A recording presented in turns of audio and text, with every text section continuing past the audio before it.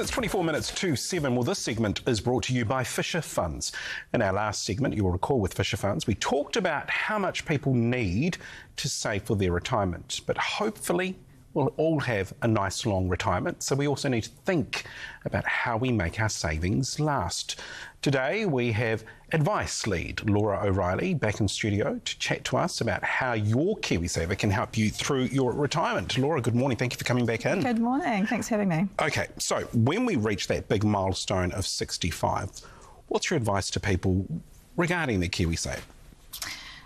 Yeah, well, the thing is, once people get to 65, a lot of people are kind of confused about what they can even do with their KiwiSaver and whether or not they have to take it out. But the thing is, retirement can last for decades. If you're a woman now in New Zealand, you could expect to live to around age 88. Wow. In the advisory world, we're often modelling out client portfolios to age 90. So when your retirement is potentially that long, you really need to be thinking about how to make sure you've got your money working well for you so you can fund a comfortable retirement. All right, so what options do people have for their KiwiSaver account when they hit 65? Well, taking it all out is obviously one option, but if you do that, you're going to have to think about where else you're going to put your money so it can help to grow and fund your lifestyle expenses. What a lot of people don't realise is that you can actually keep all or some of your KiwiSaver still invested once you're 65. By doing that, you're going to maintain those good benefits of being invested in a diversified fund, and that should help to stretch out your nest egg a little bit longer, as well as to help protect the purchasing power of your money against inflation throughout retirement.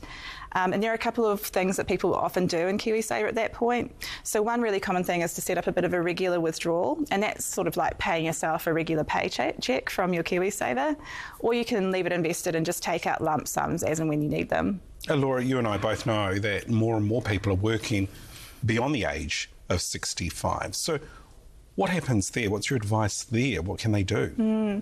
Yeah, working after age 65 is so common these days, and you can absolutely continue to contribute to your KiwiSaver at that point while you're still able to save. It's worth checking with your employer. There's different policies out there, but some of them might also contribute to your KiwiSaver after that point, as long as you're contributing.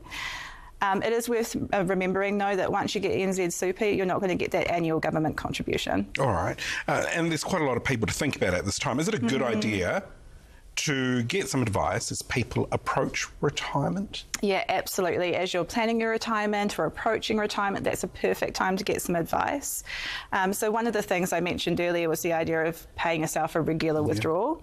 That's a perfect example of the sort of thing where getting some advice is really helpful, just to help you figure out what's possible and help you plan for that. So a lot of KiwiSaver providers are going to have tools to help you do that, or if you want to have a chat to someone, give them a call and let them help you. Fisher Funds advice lead Laura O'Reilly, thank you so much for coming in this morning. Really appreciate it. Thank you. Coming up 22